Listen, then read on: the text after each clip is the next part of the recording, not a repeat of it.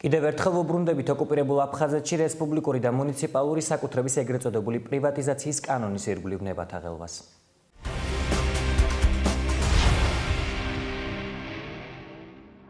ოკუპირებულ აფხაზეთში ეგრეთ წოდებული პარლამენტის მიერ რესპუბლიკური და მუნიციპალური საკუთრების პრივატიზაციის შესახებ მიღებული კანონის ირგვლივ ნებათაღელვა არ ცხება. კანონი, რომელიც 2017 წლის იანვრიდან ამოქმედდება უძრავი ქონების პრივატიზაციას აუქციონებისა და კონკურსების მეშვეობით განახორციელებს. პრივატიზაციის ისეთი სახე, როგორიცაა პირდაპირი გაყიდვა, მწვავე დისკუსიების შედეგად ახალი ეგრეთ წოდებული კანონიდან ამოვარდა. აფხაზეთში ეგრეთ წოდებული კანონმდებლები დოკუმენტის მიღებისთანავე აცხადებდნენ, რომ კანონპროექტის მიზანს წარმოადგენდა რესპუბლიკურ და მუნიციპალურ საკუთრებაში არსებული უძრავი ქონების პრივატიზაციისას სახელმწიფო ინტერესების მაქსიმალური დაცვა.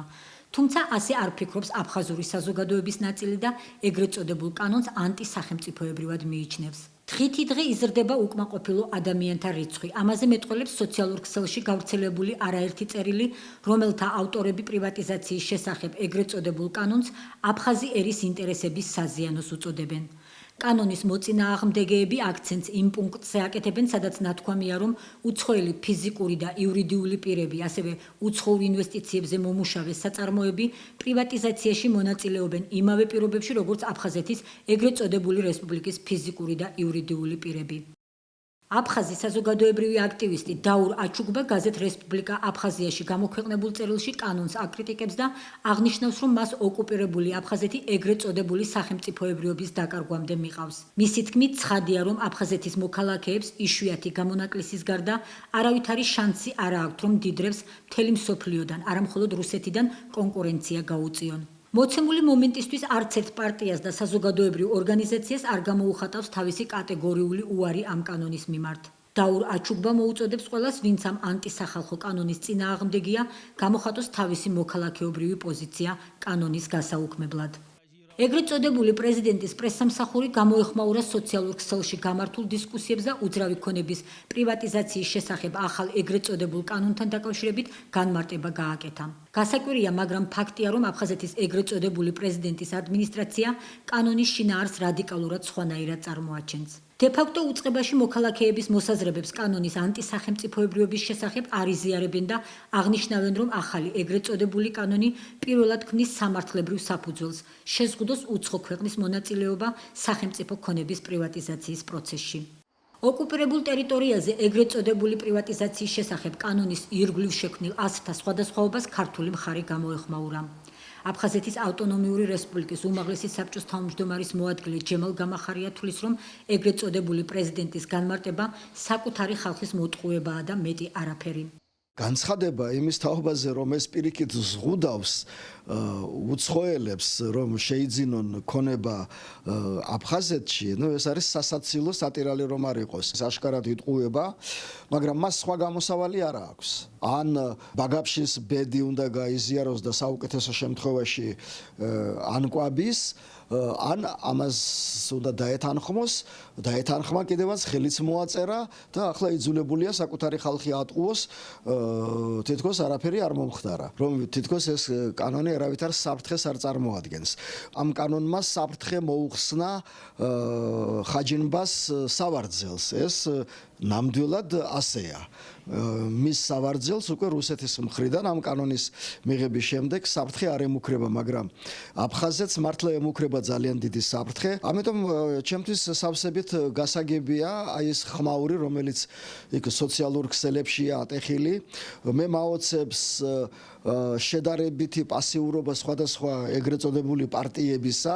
აი აქედანაც ძალიან კარგად ჩანს ისინი როგორი პარტიები არიან და როგორი დამოუკიდებლები არიან.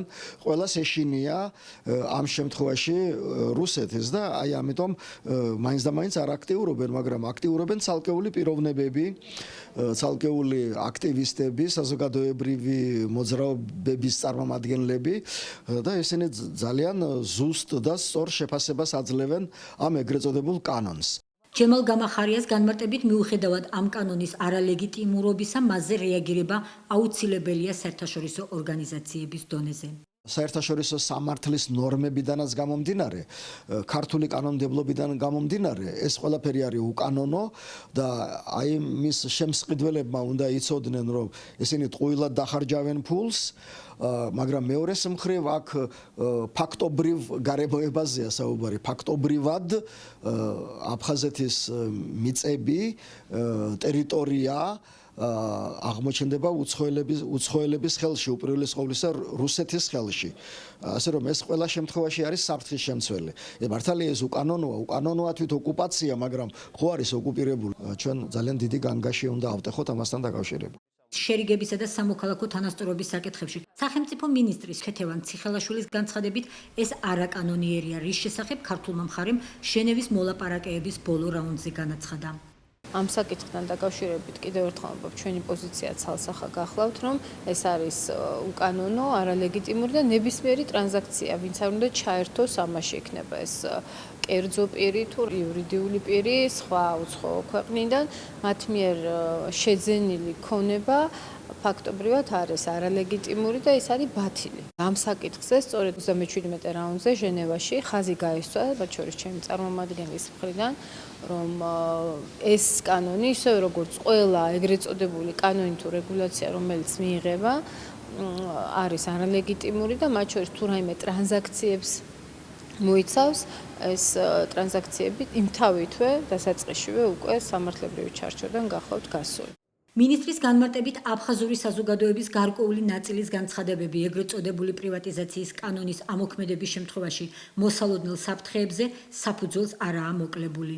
თუ შევხედავთ უშუალოდ პროცესს და იმ დებატებს, რომელიც მიმდინარეობს ზოგადად ეგრეთ წოდებული პრივატიზაციის საკითხთან დაკავშირებით, ობიექტებისა თუ მიწის გასხვისების თემებთან დაკავშირებით, ძალიან კარგად გამოხატავს ალბათ უკვე აფხაზური საზოგადოების განწყობებს, რისკის აღქმას, რომელიც უკავშირდება მოსალოდნელ რუსიფიკაციის პროცესს. და ამაში ისინი ხედავენ სტუდენტობის დაკარგვის საფრთხეს. მას შემდეგ, რაც ხელი მოეწერა და დაიწყო განხორციელება de facto-თ აი ამ არალეგიტიმურმა შეთანხმებებმა მოსკოვსა და სოხუმს შორის, აფხაზური საზოგადოების გარკვეულმა ნაწილმა ალბათ რეალურად გააცნობიერა საფრთხეები, რომელიც რუსეთის ექსკლუზიურ კონტროლს და de facto ანექსიისკენ გადადგმულ ნაბიჯებს უკავშირდება.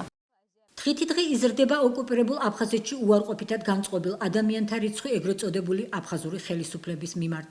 ამასთან აფხაზეთში სულ უფრო მწვავედ იგრძნობა რუსეთის მიმართ აგრესია. ადგილობრივი მოსახლეობის ერთი ნაწილი ასეთ ვითარებაში მათი განვითარების პერსპექტივას ვერ ხედავს. აფხაზების საინტერესო და საგულისხმო მოსაზრებები ვრცელდება სოციალურ ქსელებში. აფხაზ ხალხს ძალიან ამაყი წარსული აქვს და ის არ იმსახურებს ასეთ ქვეყანაში ცხოვრება, სადაც პოლიტიკამ გარშემო ყველაფერი შეისრუტა და ჩვენ საკუთარი თავის აჩრდილად ვიქეცით. რუსები დაგვწინიან, ჩვენ კი ძმებს და სტრატეგიულ მოკავშირეებს ვეძახით. ხელისუფლება მათ მიმართ პოზიციის კი არა, ქალაქის საკანალიზაციო სისტემის შეცვლასაც ვერ ახერხებს. ამასობაში კი დანარჩენ ცივილურ სამყაროს ერთი საუკუნით ჩამოვრჩით. ერთმა აფხაზმა გოგონამ თბილისის ერთ-ერთი ახლად გარემონტებული ქუჩის ფოტო გააზიარა სოციალურ ქსელში და იკითხა, რატომ არ შეიძლება ასე გაკეთდეს ულამაზესი სოხუმიც. არ ვიცი, მაგრამ ეს კითხვა დასაწყისია. ძალიან მალე ამ დაკარგული თაობისგან სხვა კითხვებსაც მოვისმენთ. ამბობს აფხაზი ზეინაბი. ჩვენი შვილები რუსეთში მიდიან სასწავლებლად. ყველაფრით რუსეთზე ვართ დამოკიდებული. სიმინდის და ლობიოს მოყვანაც კი არ შეგვიძლია. მხოლოდ ლაპარაკი. არავინ იცის საქმის კეთებას ოდესმე დავიწყებთ თუ არა. რა დაგვემართა? კითხვა სვამს აიდა. ჩვენ რუსები პარაზიტებს გვეძახიან და რუსეთის ტელევიზიით ამის ტირაჟირებას მასობრივი ხასიათი აქვს. წუხს აფხაზი ნუგზარი. დღითი დღე იზრდება აფხაზური საზოგადოების უნდობლობა ეგრეთ წოდებული მოკავშირე და პარტნიორი რუსეთის მიმართ.